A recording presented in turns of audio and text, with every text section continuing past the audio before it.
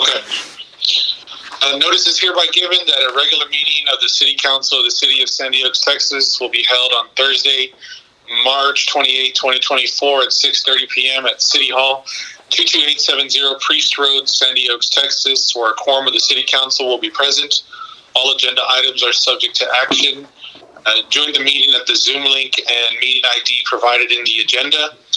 The public will be permitted to offer public comments as provided by the agenda and as permitted by the presiding officer during the meeting by signing up with the city secretary in person at least 15 minutes in advance of the meeting or by emailing the city secretary at cityclerk@cityofsandyoaks.com or 210-607-0834 at least 2 hours in advance of the meeting.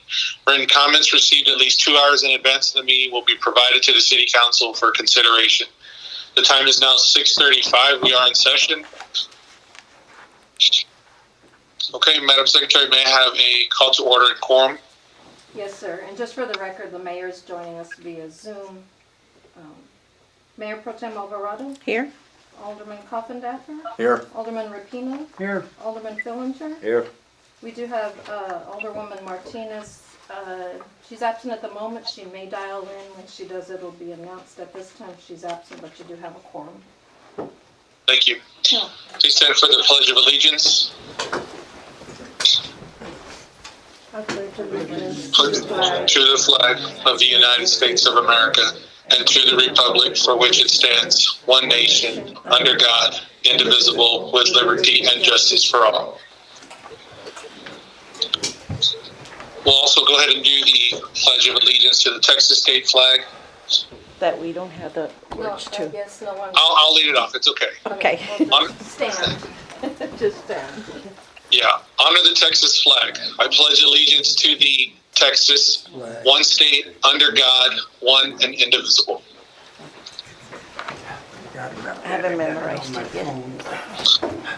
Thank you. Okay, moving on to agenda item 3, citizens to be heard. Persons wishing to speak may sign up with the city secretary in the time and manner as indicated above. Madam Secretary, have we had anybody sign up to speak? No, we have not. Okay. All right, moving right along to mayor and administrator announcements. At this time, I don't believe I have too many. The only one that I think is pressing is Alderwoman Debbie Martinez has stepped down as a councilwoman, so we will be seeking a new person to step in her shoes. We thank her for all her services to the city of Sandy Oaks. As far as reasons why, I mean, it's mostly due to health, and so we definitely wish her a speedy recovery and keep her in our thoughts and prayers. And you know, we can only praise her very well for the time and effort that she's put into the city. So again, thank you, Alderwoman Martinez, for all that you've done and all that you've done for the city and for the staff and for the animals that you've helped. So that is, I believe that's the only announcement that I have at this time. Catherine, is there anything else that I'm slipping my mind? Not that I can think of. Okay, that's fair. All right, so moving right along, consent agenda. All matters listed under the consent agenda are considered routine by the City Council of the City of Sandy Oaks and will be enacted by one motion. There will not be separate discussion of these items. If discussion is desired, that item will be removed from the consent agenda and will be considered separately. At this time, please take a look at the consent agenda, which is the meeting minutes from March 14th, our 2024, our regular City Council meeting.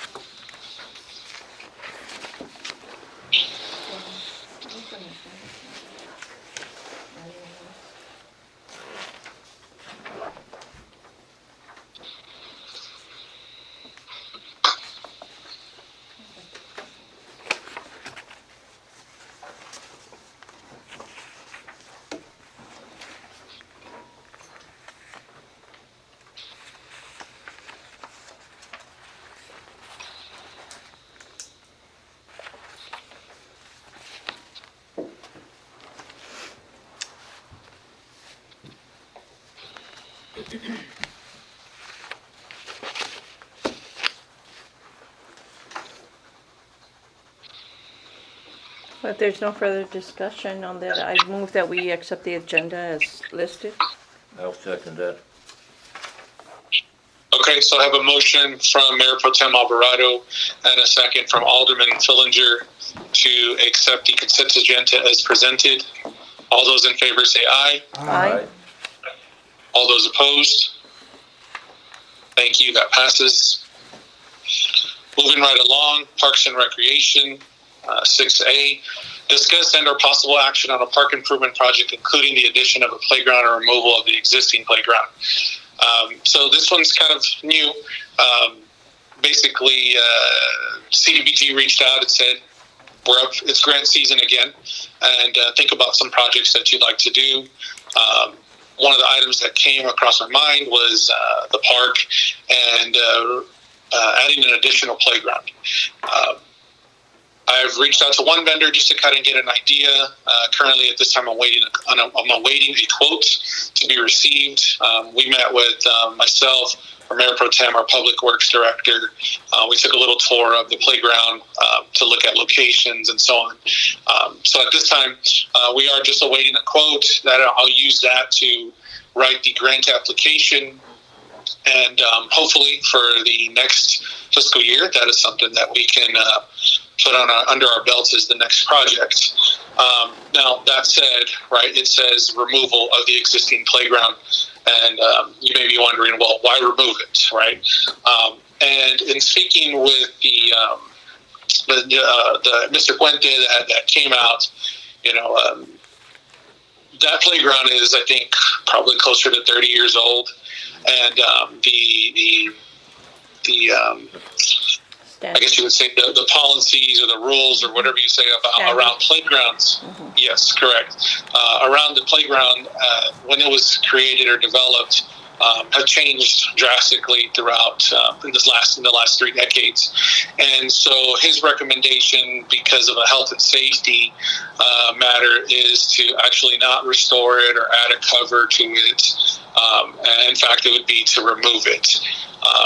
You know, maybe that's the salesman in him trying to say we don't want to invest into this, or you know, you shouldn't put something into this existing playground. But I think his points are valid. That there are some trip hazards. There are some places where your jacket drawstring can get caught. If you're running up and down, your shoelaces can get caught very easily. So you know, I'm kind of moving in that direction. That, you know, once we do have a new playground put in place, then we will look to remove the existing. But I also wanted to get your thoughts, right? Because I don't want to make this decision just on my own. I guess at this point, I'll open up the floor for anybody that would like to hear more about it or has specific questions. I have some comments, sir. Sure.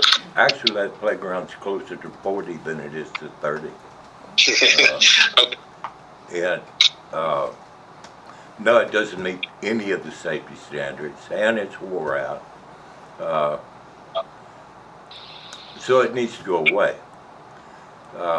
I have looked at that, and number one, if we're going to put in playground, we need to include inclusive playground equipment to meet the ADA, and that equipment needs to have integrated shade on it.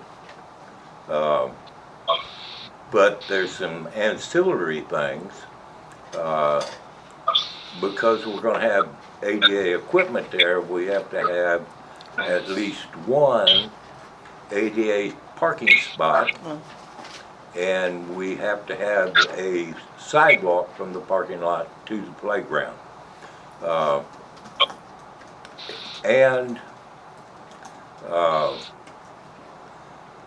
My recommendation as to location would be directly east of the existing playground, towards the baseball field.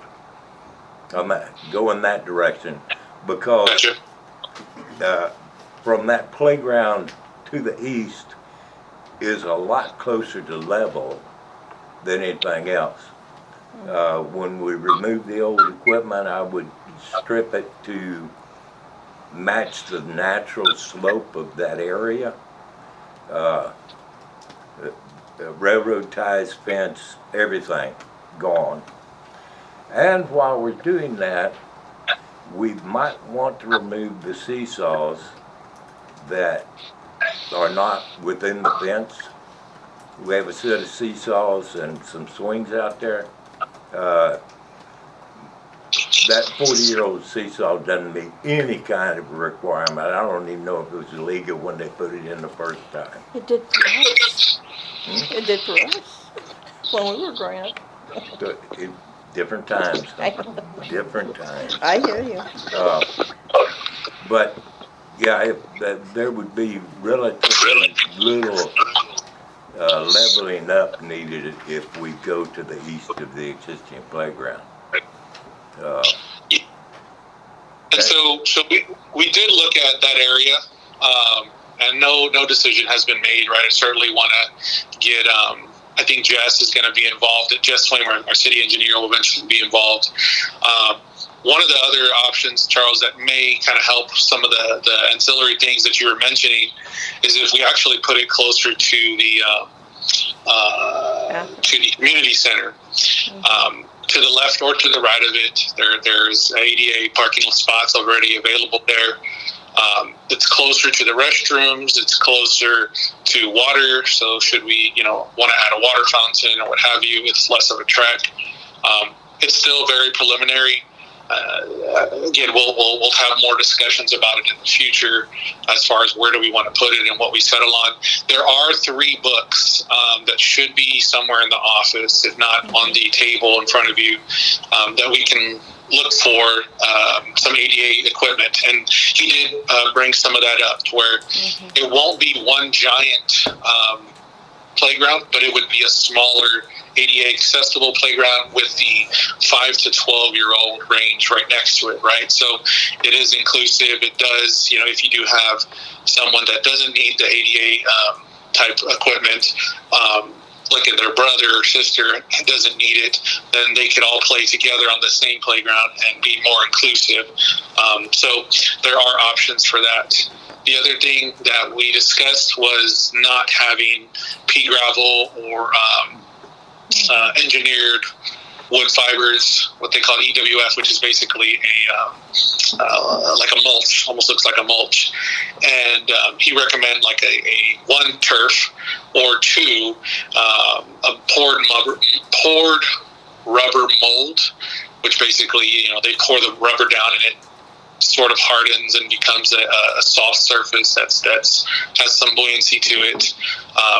So that way, 1, kids don't pick it up and throw it, and 2, because we have so many trees, it doesn't become, a compost, and then we don't have, animals getting in there and relieving themselves in our playground. So it's washable and so on. So lots of decisions to be made with this.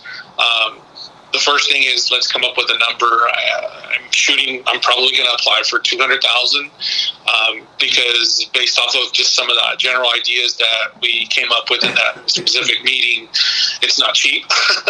So how much CDBG goes with, who knows? But might as well shoot for the stars and let them back us down if we have to. I recommend you shoot for $500,000, sir.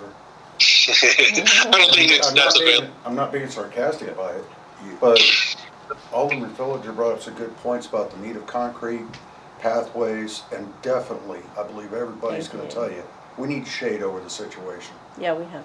And if you take a Well, look, the number, yeah. So generally speaking, right, at about 170,000, that's turnkey with shade. So have you been down to Morgan's Playland, Morgan's Wonderland? If you've ever been there, sir, then you understand what it is that I think we're all got in mind as far as ADA and non-ADA compatible, where the kids would play regardless, but everybody could access it and have fun with it. Well, It's something that we've seen down there.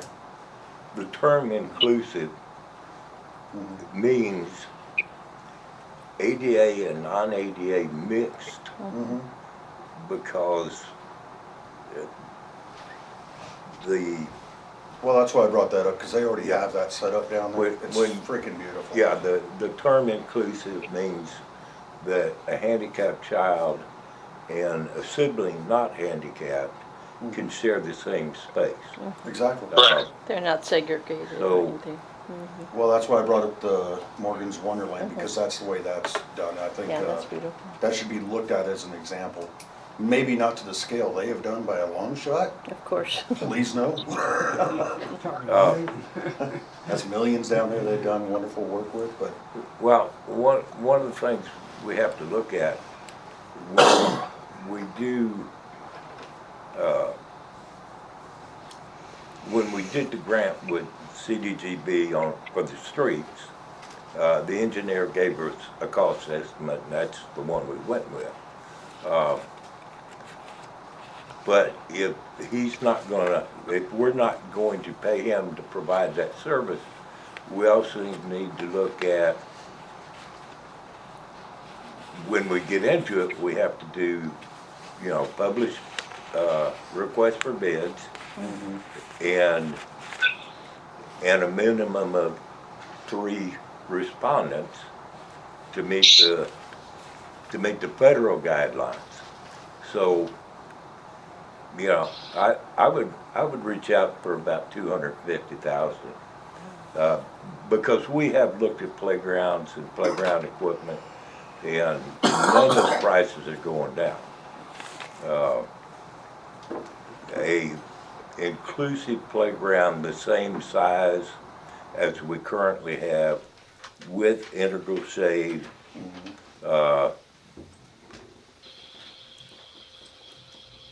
2 or 3 years ago was $100,000, and that did not include any Cover. ancillary equipment at all. Didn't include the turf. no, The wa- shade itself was 80 grand, if I Yeah. remember correctly, yeah. well, that's why I'm saying. I'm saying about $250,000, it should be the number we apply for, and if we can do it for less, then we just give the CDGB the money back. We don't give it back. What we'll do is we'll add more, auxiliary Accessories, playground, yeah. playground equipment. Yeah, we'll add, whatever we can to fill the number, but we never want to give it back. Well, like I said, sir, my thought was $500,000 because of the expense of a lot of these things that we're talking about. And no, they're not getting any cheaper, we all know that. And this is not gonna be a process that'll take place next week, we understand. This is something probably that's gonna take place in the next fiscal, which also means that prices will go up between now and then. Plus, we might be able to make a bigger playground. Actually get the kids Also, in there. Charles, just to add, I was going to include the engineer in the process. So, just so he can kind of supervise the construction part of it. He does have, I actually spoke to him the other day, and he does have some experience with them. So, yeah, he would have been most definitely. If we're gonna include them, I would recommend that we use the same process as we do on the streets, let him put the package together, put it Of out course. to bid, and take it from there. And in that case, I personally would step it up to about 300,000. Okay. But, and I say that, sir, because there are limits to the CDGB money, because every municipality in Bear County is looking at that same pot. Yep. So, Okay. you want to apply for $500,000, I'm not saying don't do that, but I'm saying realistically, I had been told that our municipality can, excuse me, we can anticipate about $300,000 a year. Well, that's what we got last year, so let's shoot for it. Okay, any other questions on the playground? Nope. All right, so then we'll go ahead and continue to move forward with that, and let's see what happens. All right, moving on to 6B. Discuss under possible action on the quote received to tie down and skirt the community center storage building. Alderman Fillinger and Alderman Rapino, you do have the floor. Yeah, I reached out to J&D Services and Repair to try and get our storage shed that we got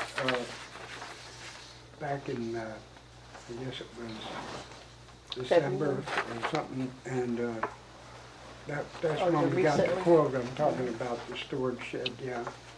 And to skirt it, to tie it down, and originally we wanted a ramp, but one of the girls down there has a ramp that she's going to fit it with, so we knocked that price off, and they'll do that, stabilize it, skirt it, and tie it down for $1,265, but I'd like to ask for not more than $1,400, so that if we run into any other eventualities, we can cover it. So I'll ask the council for the ability to pay that amount to J&D Services to get them to do that work. Is that a motion, sir? Yes, How soon can they do it, sir? I have to contact them, so they're usually Johnny on the spot when they get it, probably a couple weeks. Before we have a motion, or before we have a second, rather, how are we going to pay for this? Is it coming out of the parks budget? Yes, He said yes. He said yes? Okay. Okay. Okay, sir, as I understand it, your motion is to install metal skirting around the shed, to tie it down, tie it down, and they're also gonna and add some additional footings support under it, it, yeah. not to exceed $1,400. That is correct. Okay, I would second that motion. And it will come from the park budget. Yes, I would second that. Okay, so I do have a motion from Alderman Rapino to approve the estimate from J&D with an NTE of $1,400 to come from the park budget. All of those in favor say aye. Aye. All those opposed?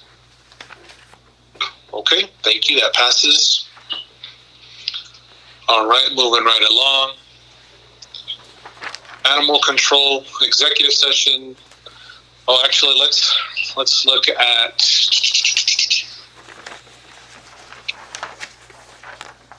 Oh man, well, do we want to go into executive session right now for this item, or do we want to kind of hop around a little bit?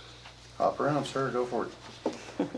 All right, so let's go into item 7C, discuss under possible action on a memorandum of understanding with Dragonfly Veteran Services to provide low-cost spay-neuter options. So you should have received in your packet this MOU from Dragonfly. They want to partner with us to provide low-cost spay and neuter options. They're really the only catch that I've been able to find is that they would need a minimum of, and is Ashley available? Yes, sir. Yes. We would need a minimum, what did we say, 10? 10 animals present. And if we only had 10, they would partner up with surrounding areas to bring their animals down to our location. The other part of it is that we would need to provide a space for them to recover. So possibly the shed in the back being just cleaned up for now, just cleaned up, right? Clean the floors, clean all the dust out, move junk out of the way, so that way they can move dogs or cats over to that area in a kennel, and allow them to recover. Also, if we had our facility empty at the time, we can use that. But of course, as you know, that's only holds 7 or 8 animals, so it may or may not be the best fit, but it can start. So I think it's a good option for the community. I think it's going to average about $150, depending on your size and size and type of animal.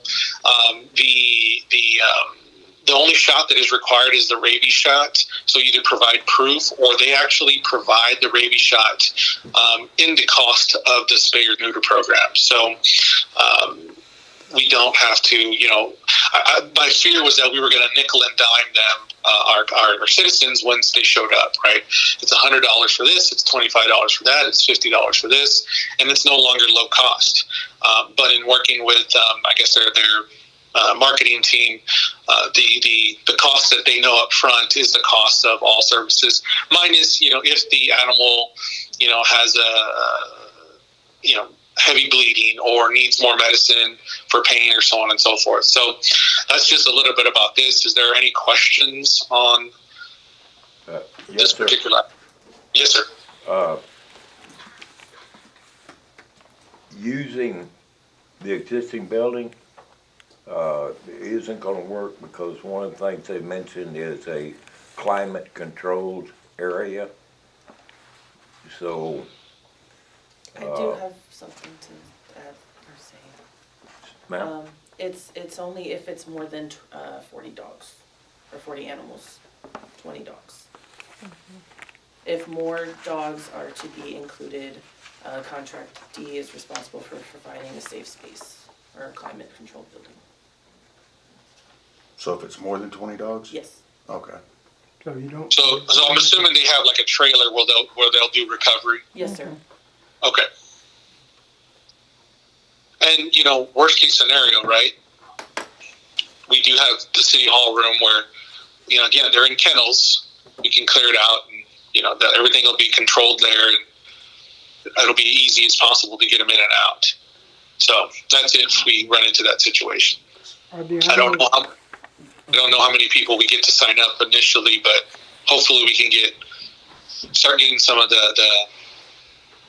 dogs and the dogs taken care of around here. Are we talking about replacing penny paws? No. No. This is low cost spay or neuter option, sir. for the animals we collect, right? Oh, okay, for the ones No. we collect. no. This is going For customer service. Customer service too? for citizens to be able to use a low cost. So how will they contact? Will they go through you, Ashley? Yes, sir. So they can contact you, then bring and you will contact, So what they would have to, the way they explained it to me, to my understanding, is they would contact me, we sign them up, they prepay, and then they have a date that they sign up for. And then that date, they bring their trailer out here, they bring the dogs in the morning, they do all the surgeries. The pet owner will come and pick up the animals, and at that time, the Dragonfly Veterinary Services would get paid. Okay. And they have a trailer that they bring and they set up.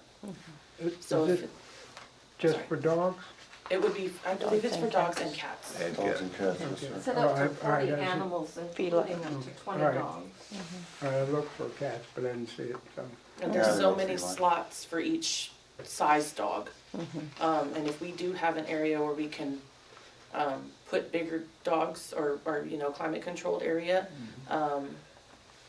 then they can do more. Is the recovery monitored? Yes, that's the reason that they can only do so many, because they have to have monitored recovery. Okay. They'll do this during the week or weekend? They did say that Fridays works best, which works good for us because I'm here on Fridays. So they did say that Fridays works best, and they did want to speak with me about brainstorming how that would work. I haven't been able to get contact with them as far as that brainstorming. Set a session. time to do it. Yeah. Yeah. Any agreement that the owner would have to sign, like if an animal needs to be you put under Waldorf. Anesthesia. Is that, do they provide that, or do they want the city to provide that, or how do we? I believe they provide the paperwork, but we would have to have them fill everything out on our end. Okay. If it's similar to the SNAP program, I've used SNAP in the past, Yep. and it's a big mobile trailer, and I would drop off the dog at like 6 or 7, and then they would stay there. But they did have me sign a whole bunch of papers, because liability and things like that. Okay. But That's yeah, fine. anesthesia, everything like Who's that. responsible for that? Yeah, They're makes guidelines sense. to be responsible for that. Yeah. I think so. And then, That's I where- haven't gotten that far into it. I got their prices and they did give me this, this paperwork that y'all have on your, desk. But, You'll get more I information will for get my us. information. As we're looking at this memorandum of, could we talk to them about, possibly, meeting with Terry's committee 3 times a year and doing a kennel inspection once a year? That was actually part of the plan. Was once they came down here, let's actually talk to their veterinarian and see about partnering up with them. Right, if we're helping them generate business, maybe we can partner with them a little bit more to help us out. I don't see why we couldn't do that. At least make the conversation with them to see how they feel about it, if they're going to be coming out somewhat regularly. But that was the exact same thought that I had, Charles, or Alderman Fillinger. Sorry. Well, I certainly have no disagreement with, I will be real honest. I have no confidence that people in this city are gonna take advantage of this. But it's something we can try. And if we have if we have a 0 turnout, it costs $1,500. Let's give it a try. Well, speaking of no confidence, right, and how do we turn that up? Well, something that me and Ashley have been talking about, and we're still very preliminary in the talks, is how do we incentivize people to come spay or neuter their dogs? Well, it's real simple, sir. Well, let me finish. So we want to eventually roll out a voucher program to maybe pay for half of it. I get it. $150 is not a lot of money, but at the same time, it is. That's $150 worth of groceries, or your light bill, or whatever it may be. So eventually we want to meet them in the middle. What I would like to do is garner some interest first, right? I'll be the first to sign up and say, okay, like I'm willing to pay my $140 for my Chihuahua, and let's see how many people we can get to come out, and the responsible pet owners will come out and do it, and hopefully we have more of those than non-responsible. Yeah, I agree, because I paid to spay my female dog $400. So it runs high. So I think anybody that knows that could take advantage of this program. Maybe we can hand out flyers or make available more information on it. Something, because they like Fillinger said, Alderman Fillinger said, they won't come to the office, right? So maybe while you're out, make them aware of it. It's hard to get the word out. Yeah, so there will be like a social media blast, and they're supposed to send me their logo and some information that I can summarize and put up on our next door, and Ashley can put on her City of Sandy Oaks Animal Care Services page. So yeah, it would certainly be well in advance to try to garner interest and get people out here. Because we could compare it to the fees for a loose dog that's not spayed or neutered. And make them aware that, you either pay this or pay that, it would be to their advantage. And the reality is that we don't qualify for a lot of the programs that are in San Antonio because of our zip code, right? Because we're not in that area. We're not in unincorporated Bexar County, and we're not in San Antonio. Right. So kind of left to fend for our own. And if this helps, bring down the pet population for one, and two, prevents other dogs from breeding. We may not get all of them, but you know what? Your female dog is not going to get pregnant by a stray and reproduce. So, that's certainly half of the battle is fixing our dogs. And then the strays that eventually is going to get caught up too. So, Like I say, follow up on it and work with it.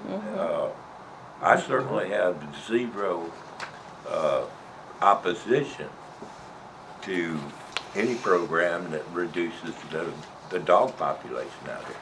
Exactly. cool. Anybody else? Any other questions? So I guess we would need. Do we? Cassandra, would we need a motion to enter this agreement with them? Yes, there are motion. Okay. Make a motion that we enter this agreement. Before a motion is made, may I ask that it indicates who, well, I think it also needs to go before the city attorney, before. It already has. Oh, it has, okay. Then, Yeah. who enters into the. As I was saying, I'll make a motion that we do go into this agreement with Dragonfly Veterinarian Services. I'll say. I didn't hear who the second. I heard Tom or somebody. Rapino. me. Okay. Alderman All right. Rapino. All right. So I have a motion from Alderman Coffindaffer and a second from Alderman Rapino to action the memorandum of understanding with Dragonfly Veterinary Services to provide low-cost spay-neuter options. One more question before we pull the vote. Okay. Is there any certain time period that this covers? This is good for the end of the year. Okay. I'd like to apologize to Alderman Coffindaffer for interrupting. If we have 2 or 3 and we don't get a turnout, do we have to go through it, or do we schedule the times that we have a group gathered that need their services? If we get 2 or 3, what they'll do is they'll team up with surrounding areas and have them meet us at our city hall. Because they've been doing this for a while, from my understanding, so they have interests outside of San Antonio in our areas. So if we can only provide 2 or 3, they'll open up the time frame. They'll reach out to their other veterinarians connections and ask them to bring people into our location to fill our slots. Okay. That's good. So I don't believe we'd be on the. Well, because they have a statement in here, if they don't generate the money, we have to guarantee $1,500 a trip. Yes, and let me. All right, because I did address that question. Let's see here. She says there is no minimum of pets, but we do require $1,500 worth of service that day.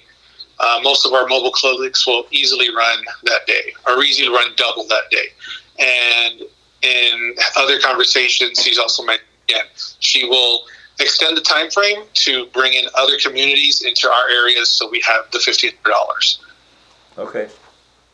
Then I say call for the vote. Okay, so the motion would still stand. Is that right, correct, Cassandra? Yes. Correct. Okay, so then let me just repeat it for clarity.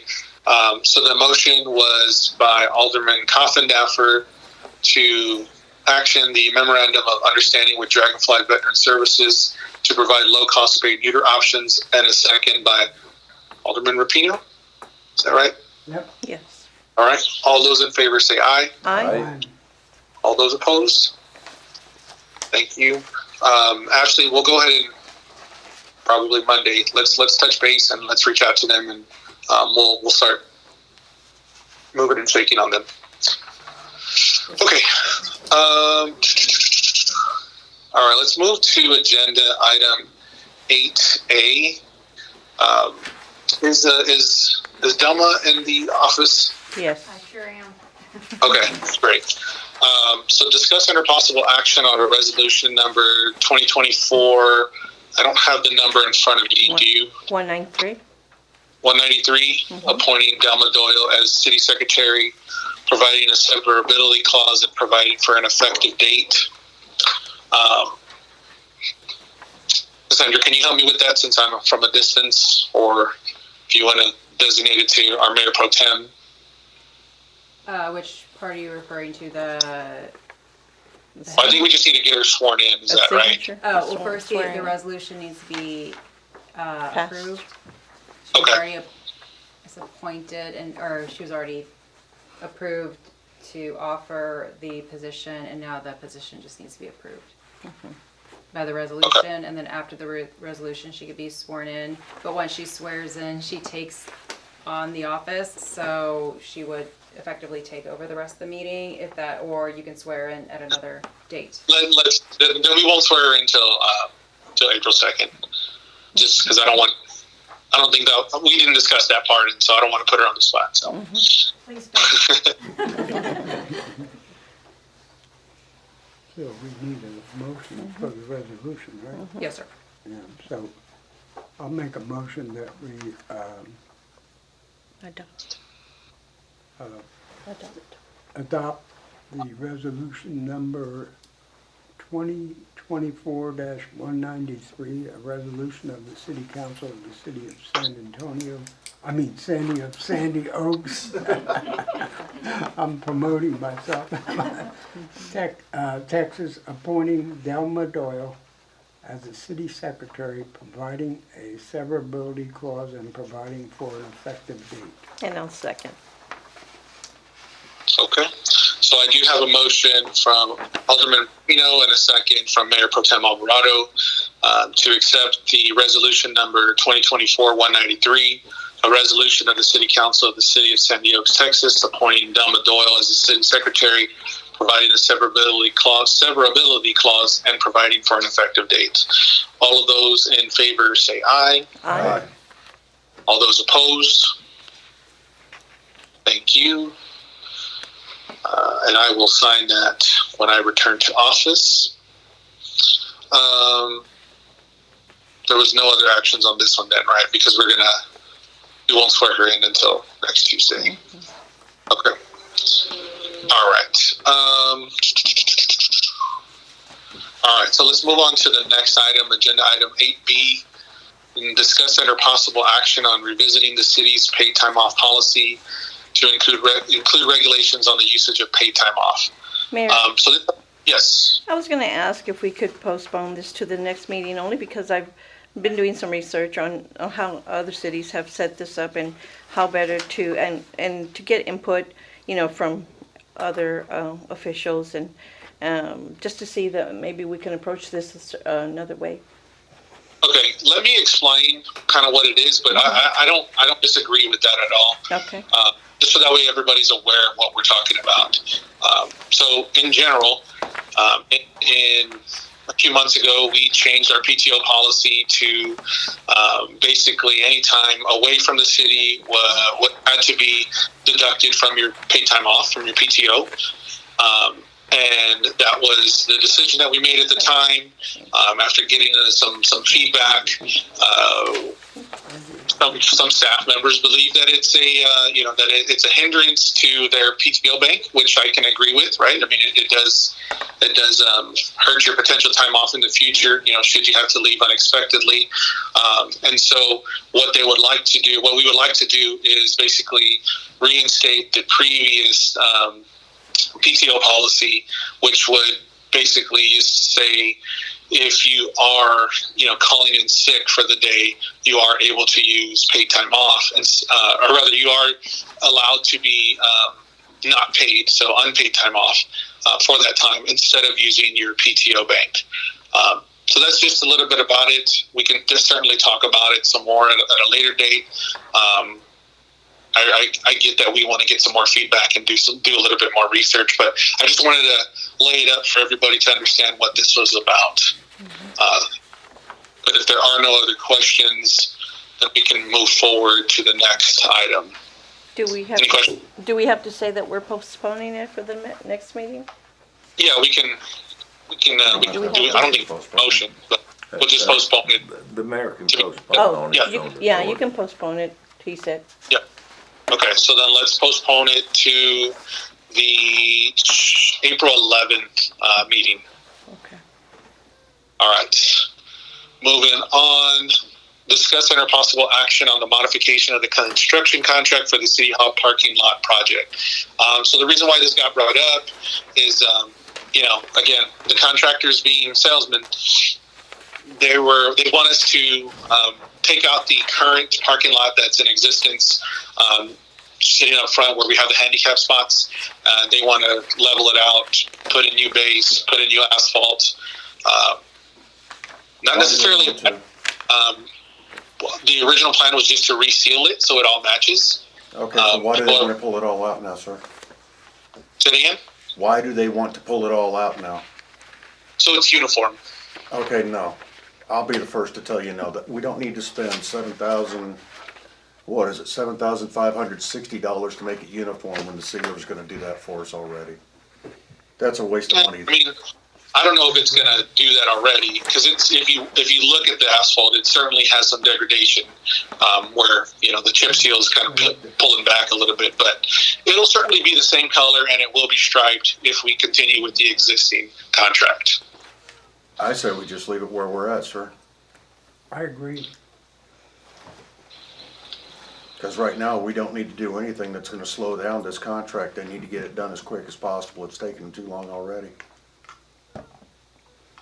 And if we agree to something like this, that means they're gonna bring heavy equipment across everything they've already done to tear that out. Why didn't they think of that before they started? True. I think we're good, sir. That's just my say. Anybody else? I agree. Do we have a recommendation from the city engineer? He's indifferent. When we talked, As he am was I. like, yeah, As am I. as am I, yeah. No, so in the initial conversation, he's like, yeah, that's fine. Don't worry about it. It'll match. And when the contractor told me and he told Jess said it's up to y'all, but it's going to cost extra. So he doesn't really care one way or the other. We can spend $7,000 on something else. But does anyone care to make a motion? I make a motion that we do not agree Approve to this. additional funding? Yeah. I'll second that motion. All right, so I have a motion from Alderman Rapino and a second from Alderman Coffendaffer to not modify the construction contract for the City Hall parking lot project. All of those in favor say aye. Aye. Aye. All those opposed? All right. I will send Jess an email to continue as normal. All right. Moving on to agenda item 8D, discuss and or possible action on resolution number 2024, amending the cash asset policy. Hold on, I'm trying to find the resolution number. We don't have a resolution for it. We don't have a resolution number. Okay, that's fine. So amending the cash asset policy. Oh, you know what? I did one. I don't think I sent it to you. Mayor Pro Tem Alvarado, can you Hold on. make the lead? Yes, Sorry? she says she does have a resolution. Yeah, I forgot to send it to Catherine. She with forgot to the send it. Policy.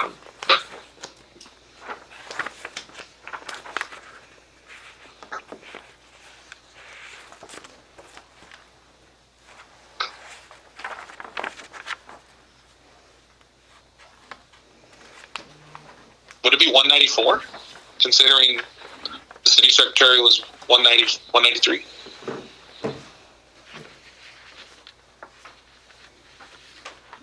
Are you gonna just fill it up? I can. if Okay. you want me to.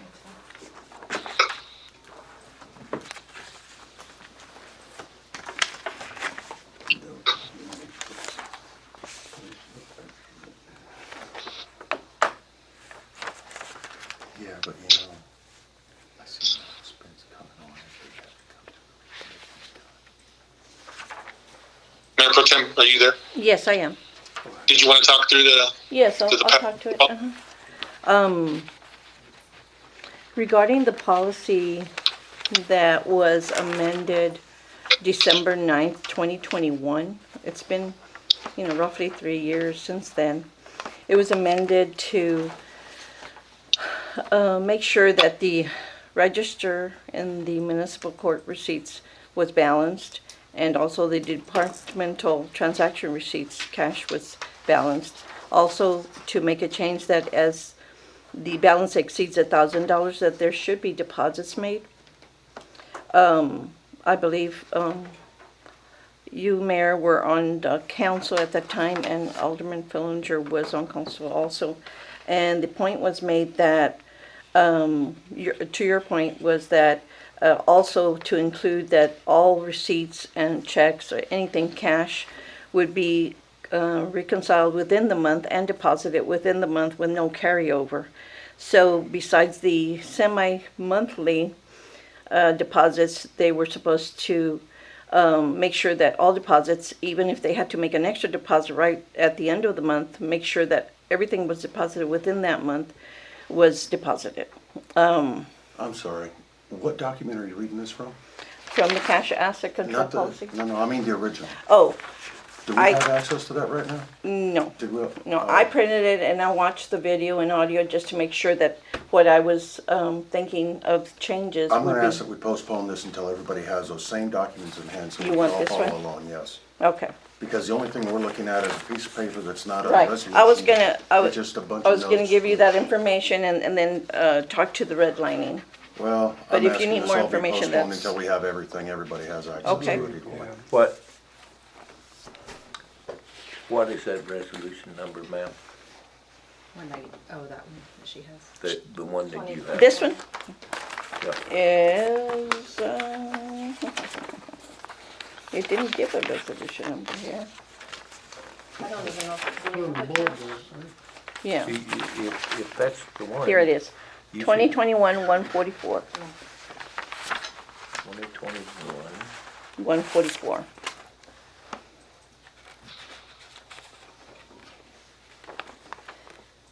So I'm only Okay. asking for this to be postponed until the next meeting, please. Okay.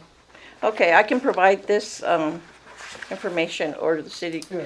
secretary will, for the next meeting, since it is pretty involved as far as the changes and what hasn't taken place as far as policy being followed.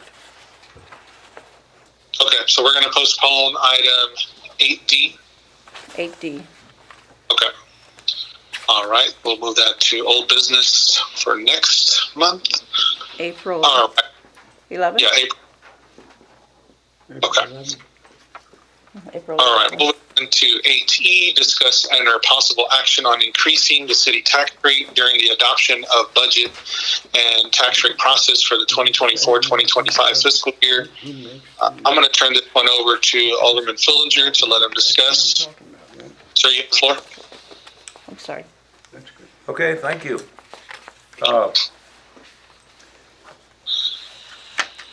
Yeah, many people have mentioned, it's way past time to increase our property tax rates.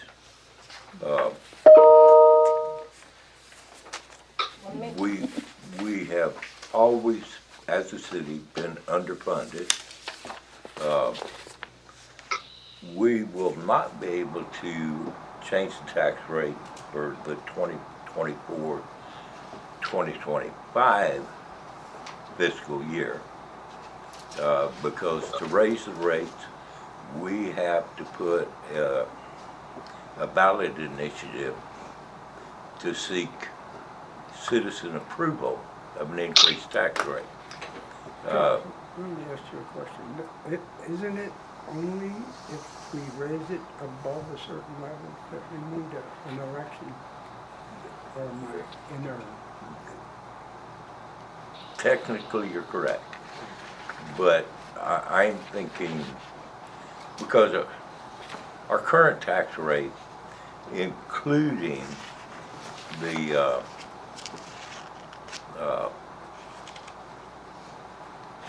interest and principal on our bond, is like 24%. And I'm thinking we need to be looking at like, I'm not arguing against it. no, I know you're not. I'm thinking as a council, we need to be looking at an initiative closer to 30 cents per hundred. At the same time, we need to look at increasing the homestead exemption so that the tax burden falls on commercial properties and vacant landowners who contribute to the trashy sites that we have around town. So if we want to do this, we need to authorize the city attorney to bring us the legal language to put on the ballot. And that means we need to have this done by somewhere towards the end of August, I think. But again, we rely on our attorney to help us time this. But I think we need to bring it before council to have a discussion of how we want to approach it. Do we want to approach it? Because we're not, every team needs depth. We don't have depth within our team. Okay? When you Yeah. say depth within the team, what do you mean? Within the team, all right, we're now gonna have a dedicated court clerk and a dedicated city secretary. If one of those two people is gone, we don't have a plan B. We're gonna put this cash asset control policy in place, but they can't change jobs there. Okay, I mean, if the city secretary's out, the court clerk can't pick up the line on the city secretary and answer a phone call. But as this is set up, she can't accept payments for the city secretary. What's that got to do with the tax rate? Well, I'm saying we need to increase our money to where we can, I disagree, and I'm gonna tell you why. okay?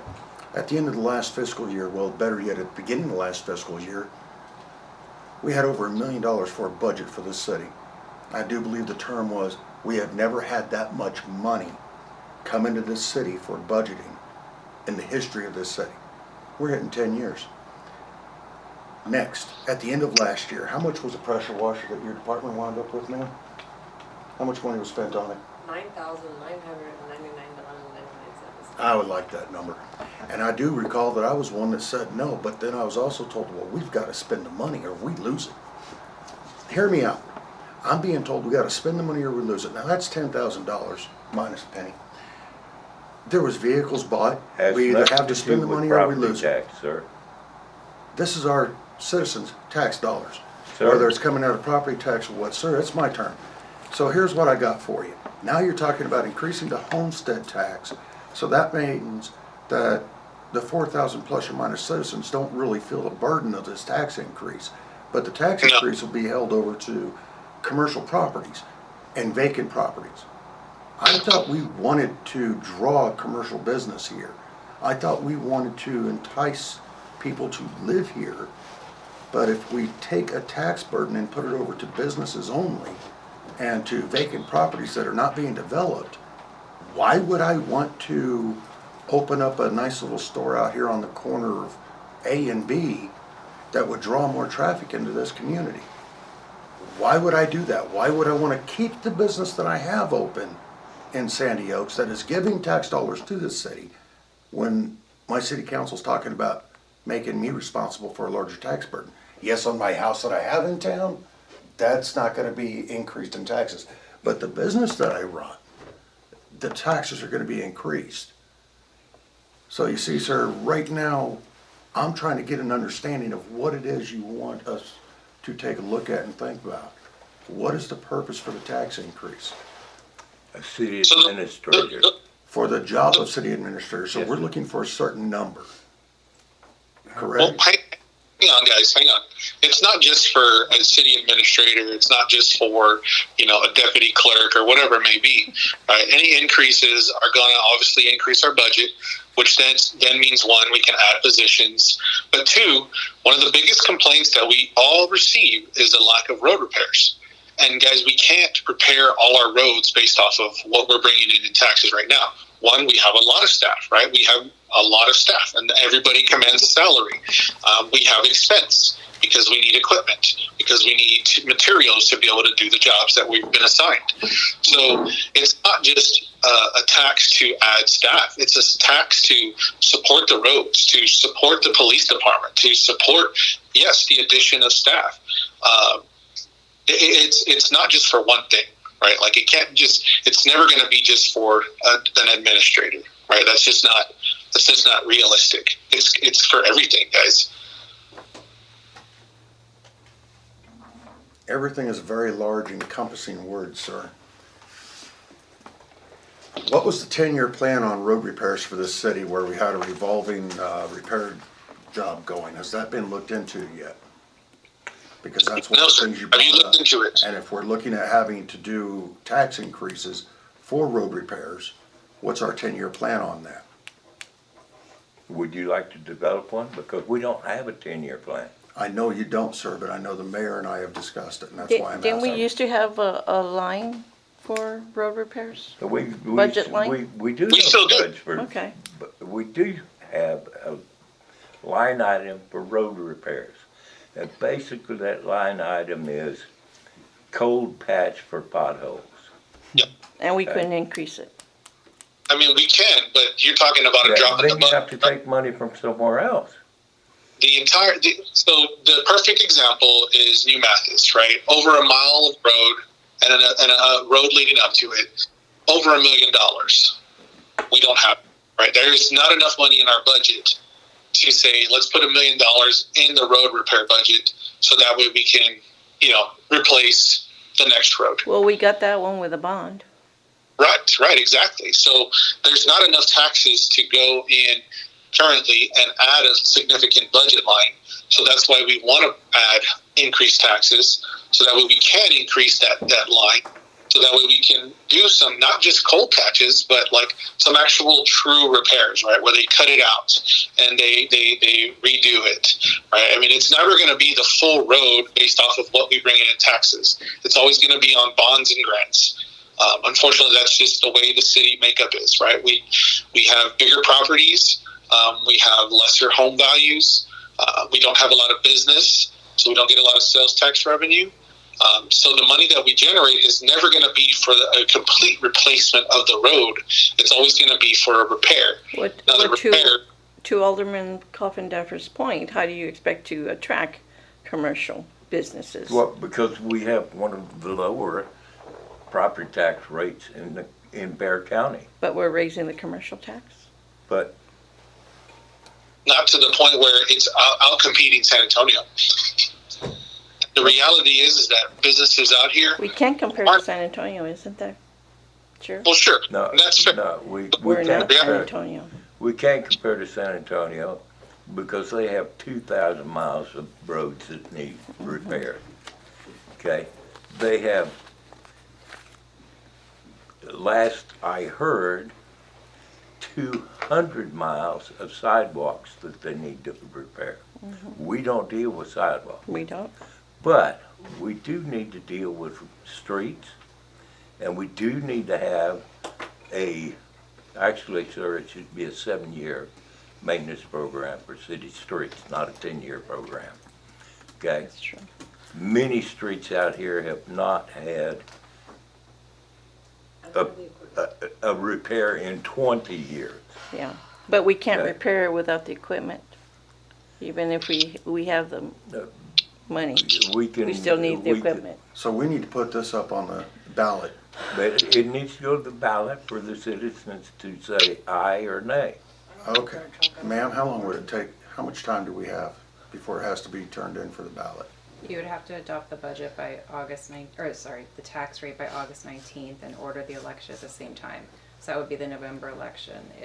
But if it doesn't pass, then you go back to the So we have till highest rate. August 19th to get this done. Yeah, and that includes filing the budget. You do the budget process and tax rate adoption. It would just, typically the city's done it around September. everything would get pushed up. And right now, we're at the end of March, going into April. Mr. Mayor, will you please hold a special meeting for this one particular subject for us all to attend and hopefully have public input and comment on it? We can have a public hearing at any time. We don't have to be a special meeting. It could be the next one. It could be in the second one after this one, so we give enough time. I was going To to get- say something where we can have enough input from the community to be able to come in and speak in or out on this, on how they may feel about it, before I we mean- decide which way to go exactly with it. I mean, is that the purpose of the election? Maybe the purpose of an election, but before we go spending money on an election, shouldn't we get some input from the citizens? We're going to have to spend money on the election anyways. Mayor.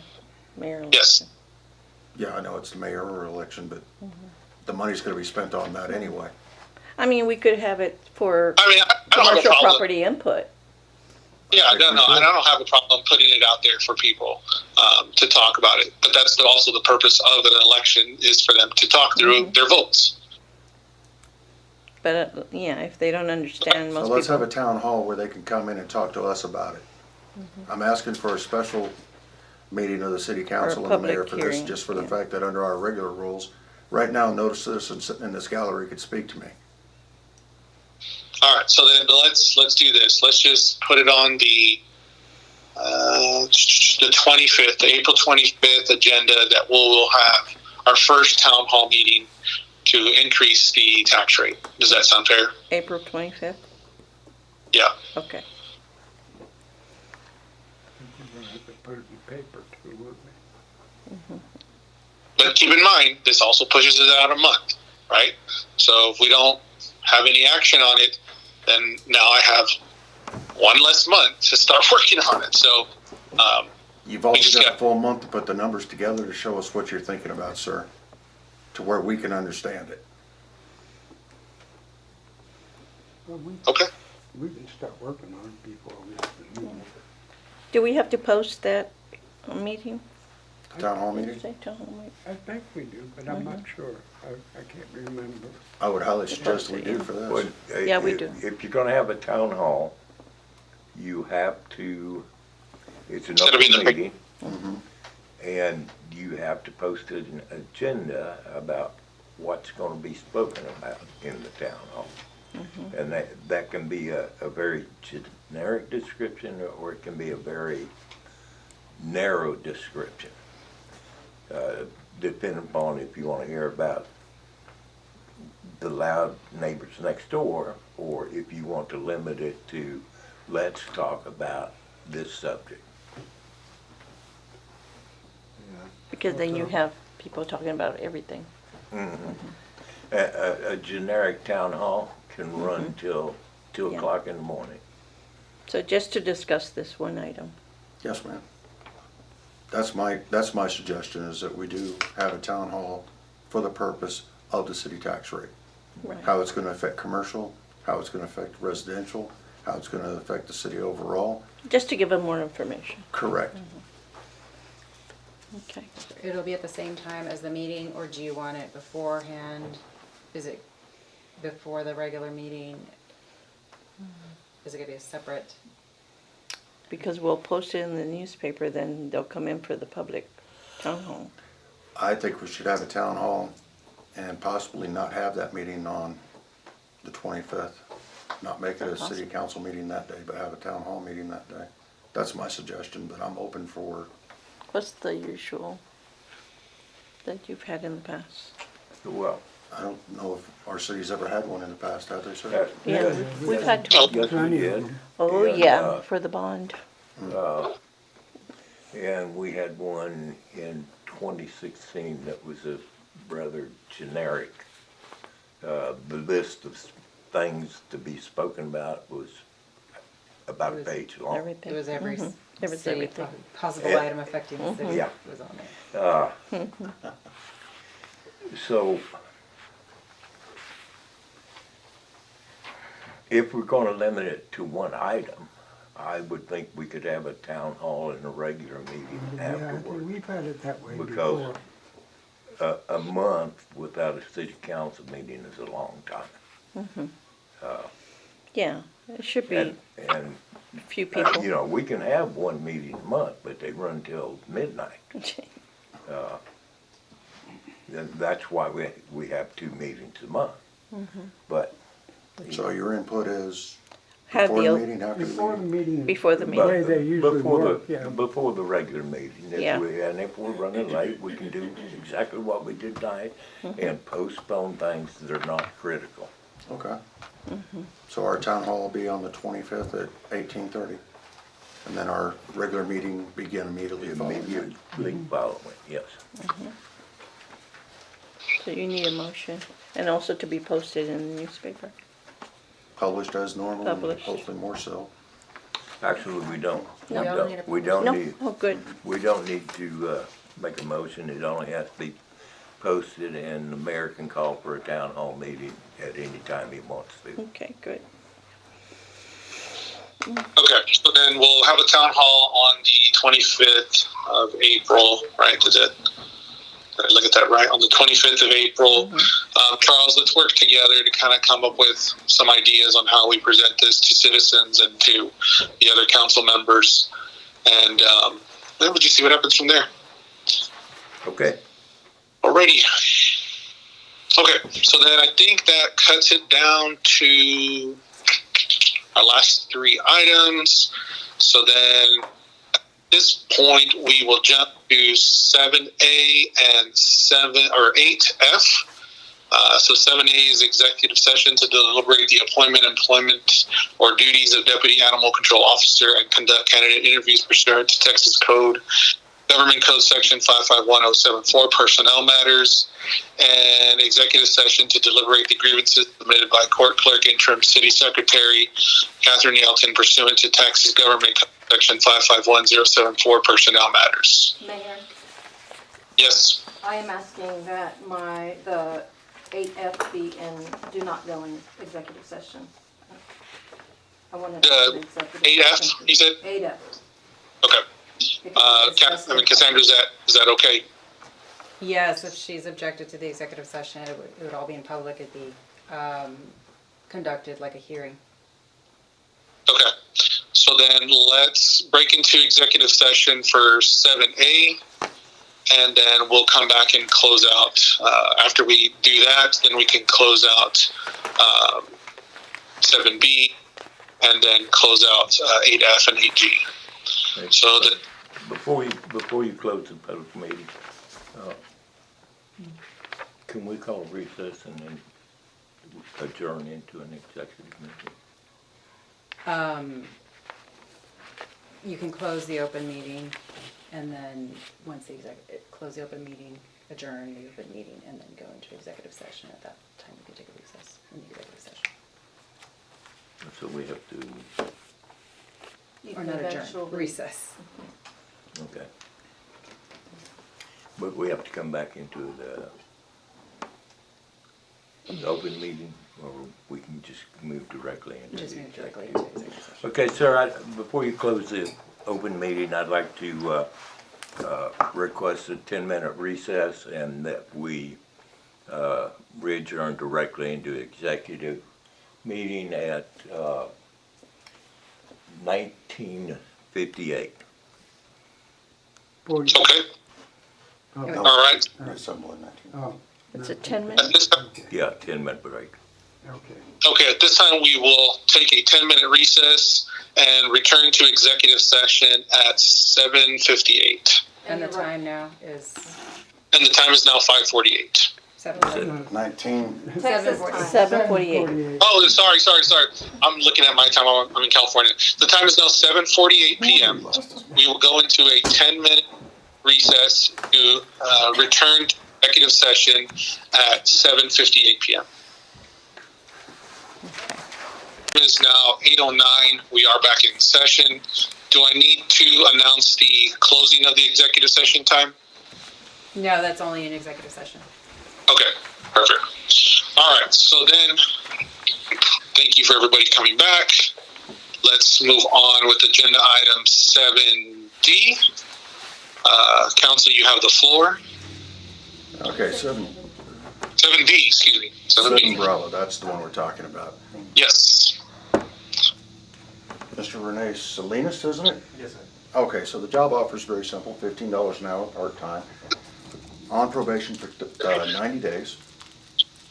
That's up to 30 hours a week. Are you good with this, sir? Will you accept this position? Yes, sir. Okay, so you understand you're gonna be working in animal control. You're gonna be our deputy animal control officer. You'll be reporting directly to our ACO. Yes, sir. Any problems with this? No, sir. Any questions of the city council that you'd like to ask? No. Okay, well, he's a little gun shy on that one, but that's okay. I So think on accept behalf it. of everybody here, I Welcome can say, aboard. Welcome Welcome. aboard. Oh, you do welcome need a aboard. Your motion. start date's gonna Do we do- be April we do 2nd, need a which is motion. Tuesday next week. Yes, sir. Sir, since he's approved that, we do need a motion to hire him. Okay. I'll make a motion that we hire this young man, Mr. Salinas, Renee Salinas. I'll second. And Do we with need a that start is date? With $15 an hour, part-time, up to 30 hours per week. The whole Deputy shebang. Animal Control reporting to the ACO, start date of April 2nd, 90 days. Yes, ma'am. 90-day probation. 90-day probation. And I'll second that too. Okay. All right, who gave the motion? Was it Grace? Coffin It was, Coffindaffer. Okay, so I have a motion from Alderman Coffindaffer to hire Mr. Renee Salinas to the Deputy Animal Control Officer position at a rate of $15 an hour, 30 hours per week, reporting directly to our Animal Control Officer, Ashley Cunningham, beginning April 2nd, 90 days. with a 90-day probation. Mhm. All those in favor say aye. Aye. All those opposed? All right, that passes. Welcome to the team, sir. All right, moving on. Last items.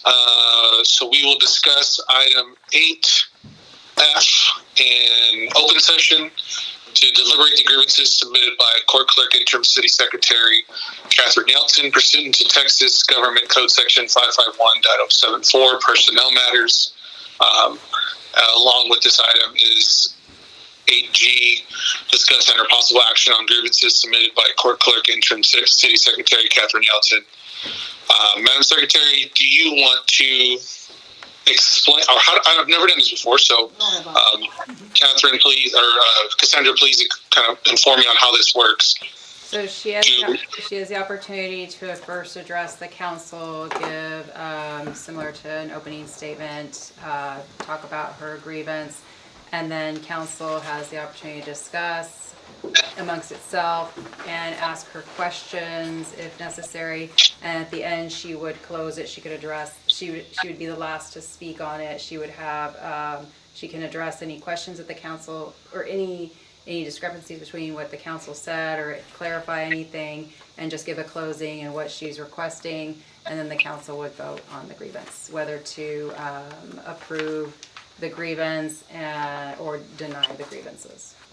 And you can hold the discussion collectively on the two, but on the motions, you can take those either separately or together as well, depending on what the action is. Okay.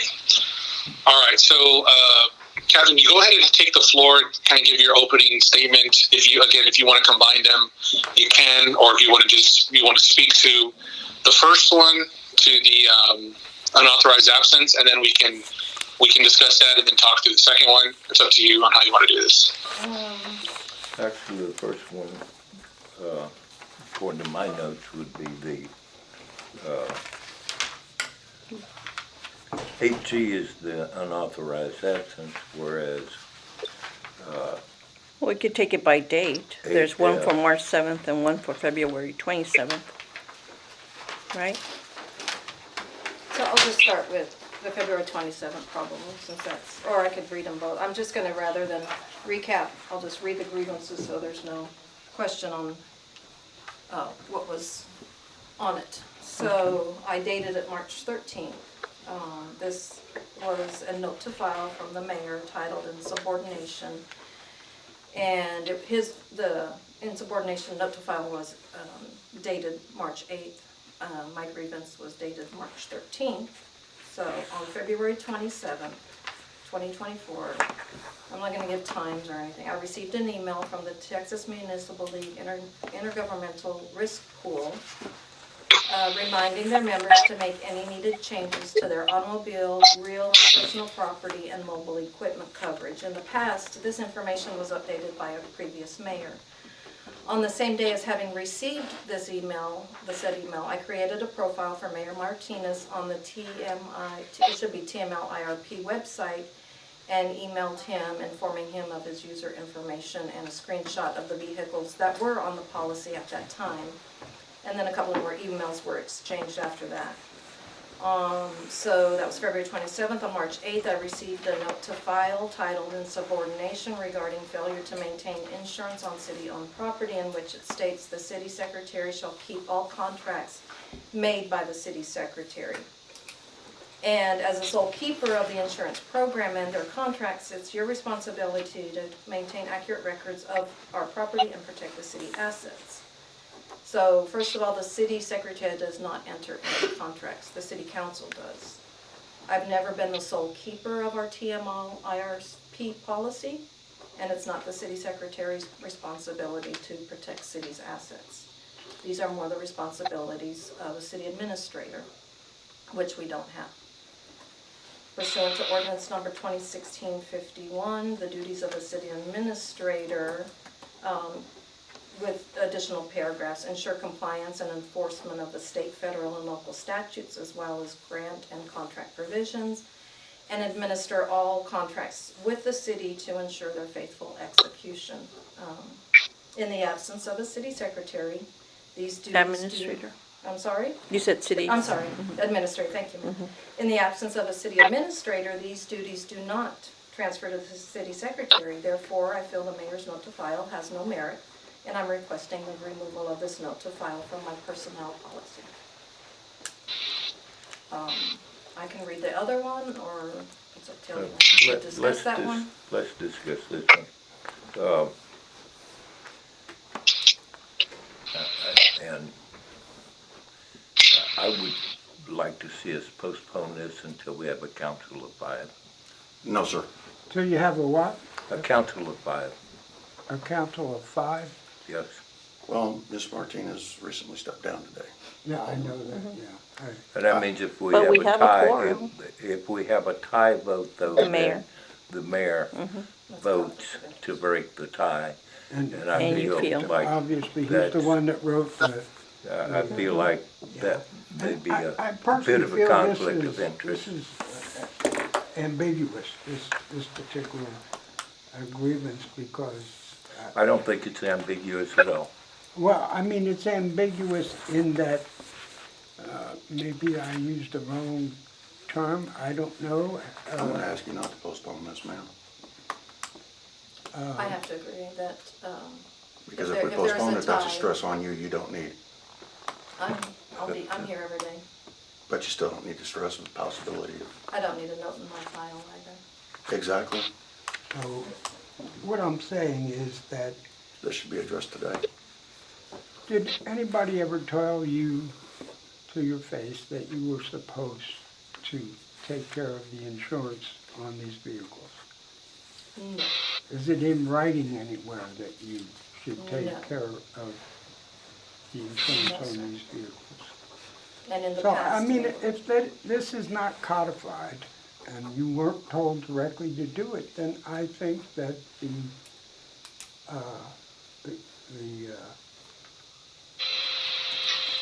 So are we speaking to her duties or because she knew to create a profile for the mayor? She knew that much, right? Because she said, after she got the email from TML, she said, I created a profile for Mayor Martinez so that he could go in there, and do what, log in and do whatever it is the mayors do, to make sure that the insurance is being paid. that had been the way things were done in the past. No, but May she I did it, clarify something? May right? I ask The only- some questions, please? Hold on, she's Hang on. Let addressing Grace me. finish. She's addressing me. May I ask? Uh-huh. Just to clarify, The reason I had a TML IRP profile was to file workers' comp claims in the absence, because that's a more immediate need, because usually they have to go down to the clinic. Right, but you said that in prior, like Alderman Fillinger said before, that it fell on him because he was on the mayor at that time. So this situation has been ongoing since then? Since Mayor Ball resigned. So Because we Mayor had- Ball Okay. did that. But as far as She not did that. paying the insurance? No, the insurance has always been paid. Okay, The so, automobiles weren't added to the policy. okay, so we failed to add vehicles to the policy. It So, was filled, yes. okay, So, so we knew, hold on. Hang on. This is just my train of thought, right, you know, with the process of what took place. So Mayor Ball had a profile? Yes. Okay. She created her profile? Well, I'm sure she had it created. Okay. Yes. Who created Okay, her profile so- for her? Probably TML. So then Mayor Fillinger comes in. Did he have a profile? I don't think so. Okay. So he didn't have a profile. Now, to date, right? When you got this email, you knew to create a profile for Mayor Martinez. May I again? Mhm. So, at a time of Mayor Ball's tenure, she had my profile deleted. Okay. So I was using her profile to input any workers' comp. It wasn't until recently that I called TML and told them I needed to reinstate my profile because it appears as if Mickey Ball was sending in the workers' comp claims. Okay. So I just recently got a profile, and so that, you know, after seeing this generic email that came from TML IRP, reminded me, because it was specific, it was a general one that you could tell went out to members. It looked like Right. an advertisement, or like a newsletter, Right. is what it looked like. And then I saw something about, hi members, you know, don't forget to check your schedule, Right. automobile, and then as soon as it said automobiles, I was like, oh man, you know, so that got the ball rolling. Right. I created the profile, and handed it off to the mayor, and I even said that, you know, I'm willing to input it, I just need help gathering the information. Okay. And because it had been so long between Mayor Ball adding information and this Mayor occurring, Martinez. I was written up for, in my Well, eyes, not I get- protecting the city's assets. Right, and I guess my only issue is that you knew profiles were supposed to be done.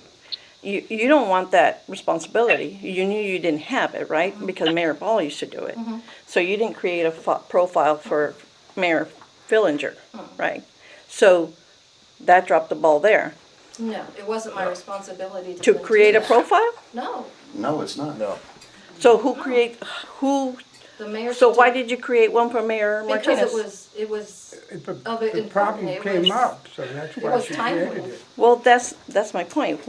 So you knew to create your file and you didn't want to do it? Your profile? To be real honest with you, Yeah. ma'am, just like Mayor Martinez, well, no, not just like Mayor Martinez. I did know that the previous mayors had in fact dealt with insurance. Mayor Tanguma dealt with insurance on a couple of issues. Okay. That far back, yes. Yeah, Mayor but I'm Ball not, I don't think we're talking about registered- dealing with insurance. It's just adding vehicles. But here's the thing. Mayor Ball, Mayor Tanguma dealt with insurance issues during her tenure. Mayor Paul dealt with issues during her tenure, including adding vehicles and doing workman's comp claims. Right. That changed when she made a misstatement to council because we had an injured police officer and she was mad Okay, because she well, didn't authorize. we're not discussing Mayor Ball, because I know that, bring it back. I know that she was a micromanager I'm and she trying wanted to to tell do you- everything. What I'm saying is, if a profile needed to be created, who is responsible for that? Well, And nobody. the incoming mayor knows to do that? No, They- nobody, and the reason being is there's nothing No codified, and that's codification. our problem. And No, that's why that's- this is nebulous. I don't believe and- that's and- true, and you can't because just she lay the knew to do it then. responsibility on her. I'm not saying it's a big, When she got it's a a big, notice it's a about big this- snowball. Let me speak. It's a big snowball, Yes, right, right? and that's why this is She knew to nebulous. she knew to create her You can't file. lay the She knew to create her responsibility on private. her because she didn't know it. No, I'm not saying it all falls on her. All I'm saying is, if she was aware of the fact that she creates her profile in TML, and the mayor should create their profile on TML, I guess the issue would be, every time a new mayor comes in, hey, don't forget to, I didn't know I Create could your create a profile. profile until I actually went in and went through it all. you didn't know to create your profile? To create a profile. It was Okay. created for me. Okay, so initially, you had one and she took it away. You called in and asked for it to be reinstated. Just So you recently. have knowledge Just recently. of a profile that needs to be in place. Because Yes. she had a purpose to create it, and that No, was that's the not workman's true. comp. Yes, She knew all along that she needed a profile. I was using Mickey's profile.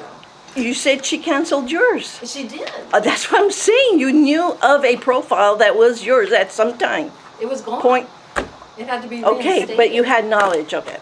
That a profile needs to be created, right?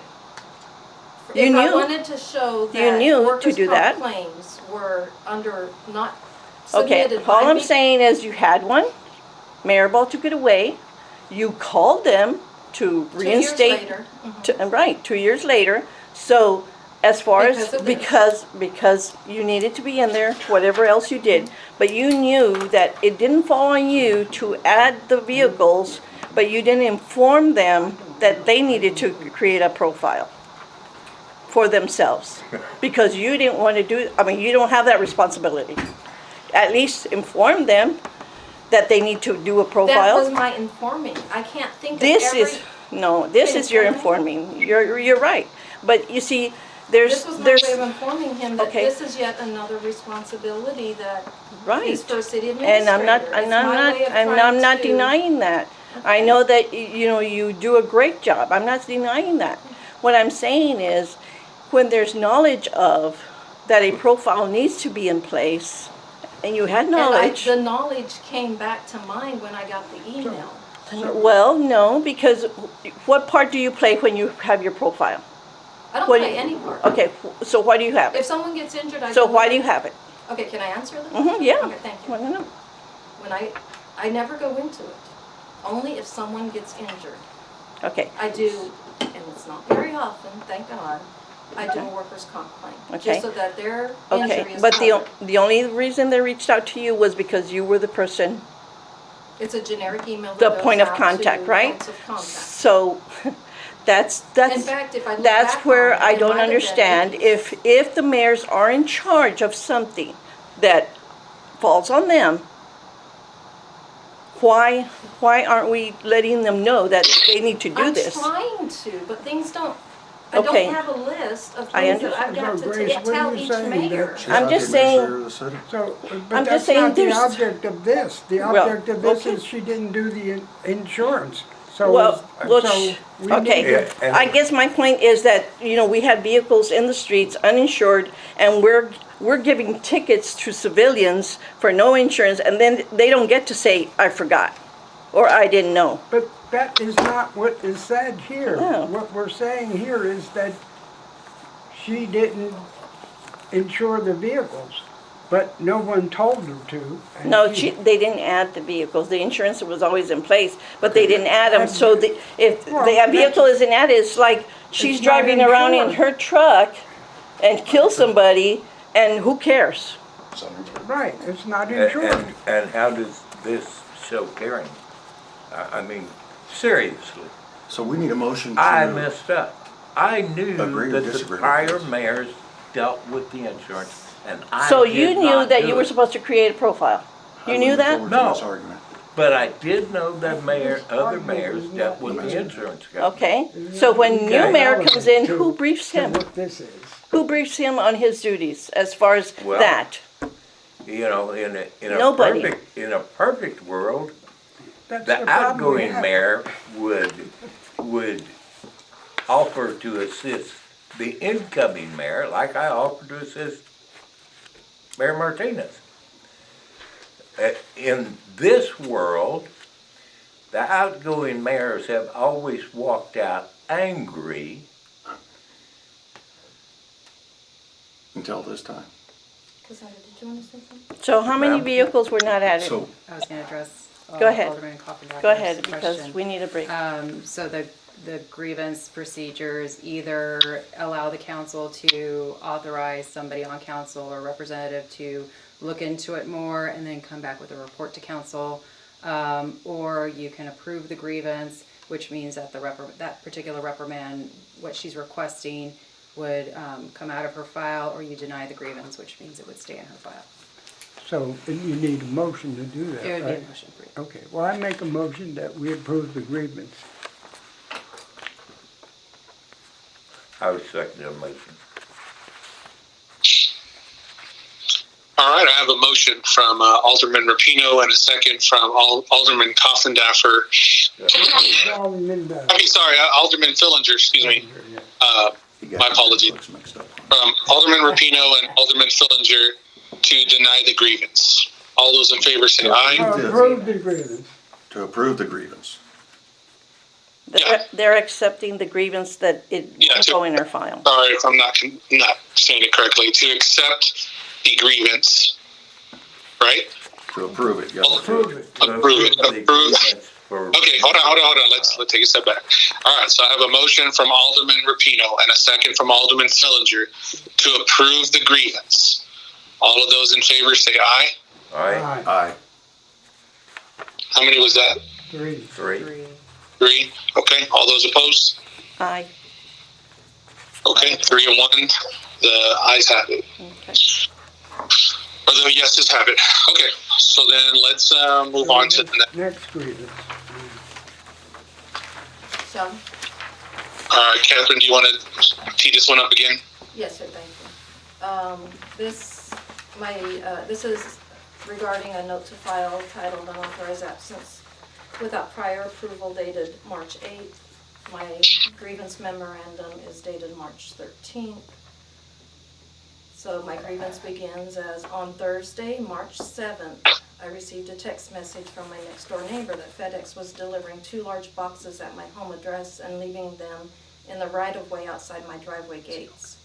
I was anticipating a living room couch to be delivered Friday, March 8th, and had made arrangements for the delivery of that date.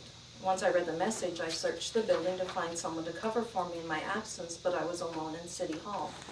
I felt, and this is my feelings, I felt I had no other choice than to step away from the office and lock the front door. I left City Hall at 10:50 and returned at 11:12. I understand this did, in essence, interrupt the efficient operation of City Hall. However, on Monday, February 26th, UPS delivered 4 truck tires to City Hall for the mayor's personal truck. On Wednesday, the 28th, a box containing 4 brake rotors and weighing about 50 pounds was delivered to City Hall for Mayor Martinez. With no one else at City Hall, I had to take the time away from answering phones and completing my responsibilities to intake Mayor Martinez's personal merchandise. On Friday, March 8th, I received a note to file titled unauthorized absence without prior approval regarding closure of city office without authorization. I don't know where that. Yeah, there was a mistake in this one, Yeah, that was but like that's fine. copy and paste.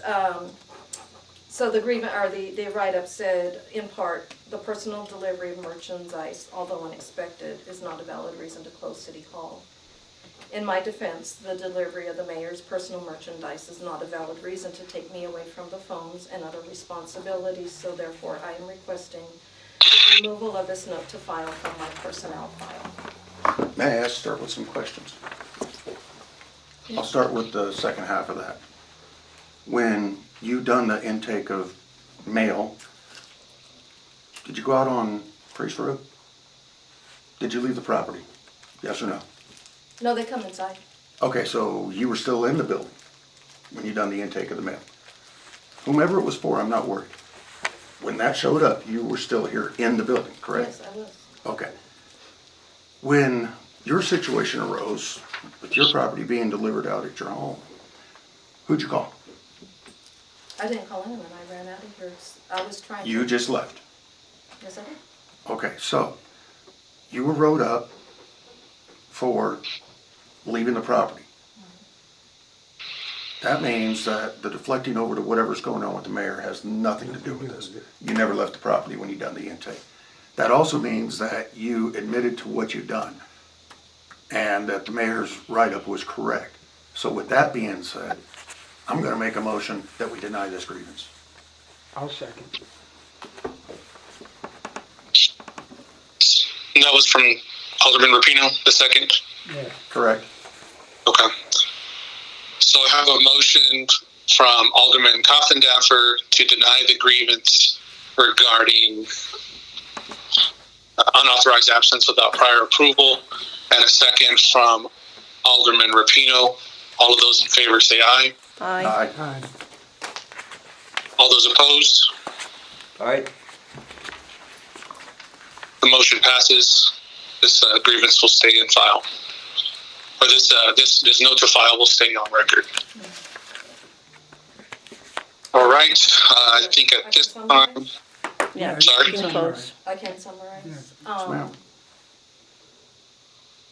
Please do not have personal property delivered to City Hall. That's an abuse of power. Can I comment on that? I agree with that. Well, I believe that she had a choice to either, she didn't have to take the destruction. She could have just, No, I I'm not agree, gonna but deal with it. well, that's not here nor there. You shouldn't have personal property delivered to. Or City Hall. personal mail. When you're talking about Right. tires and rotors and expecting, But that's not on trial here at No. this time or all. No. Well, she you're made the right. comment, so I Yeah. made a comment also, that I anything think that personal should be shouldn't be done addressed here. On Nothing, a city council meeting. nothing personal should be done That here. should be addressed by all of us in a Yeah. city council meeting with some resolution of some sort. we need an ethics ordinance for this. well, so the agenda here. let me summarize that last comment, right? So I was out of town that week, so I had no choice. And that's it. It's as simple as that. I don't think there is any problem with getting personal deliveries there. I don't believe she offloaded the truck. I don't believe she had to go lift up the rotors. They could have sat wherever they put them. But that's just my response. So, Well, okay, again, we're off the agenda. I move we adjourn. I agree. all right. The time is now 8:38 p.m. We are adjourned.